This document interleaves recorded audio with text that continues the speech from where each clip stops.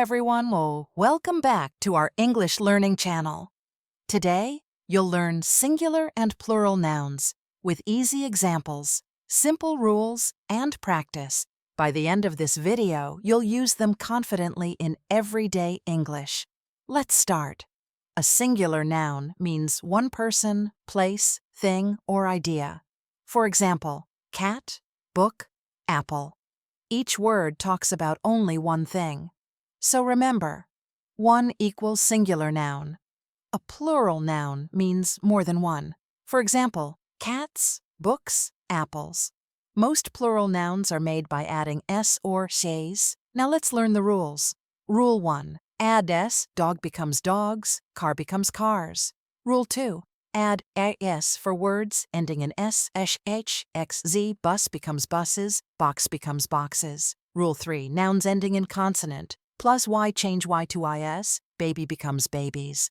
Rule 4. Nouns ending in f or fe change to ves, leaf becomes leaves, knife becomes knives.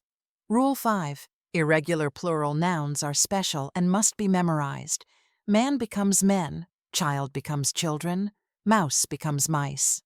Rule 6. Same singular and plural, sheep remains sheep, deer remains deer. Easy, right? The cat is sleeping.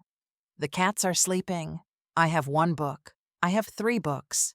Notice how the noun changes with the number. Pause the video and try this. 1 apple becomes 2. 1 child becomes 2. 1 box becomes 3. Answers: apples, children, boxes. Great job! Is fish singular or plural? Both. 1 fish, 2 fish. Do plural nouns change verbs? Yes. The dog runs, the dogs run. Now you know singular and plural nouns, their rules and examples. Practice every day and your English will improve fast.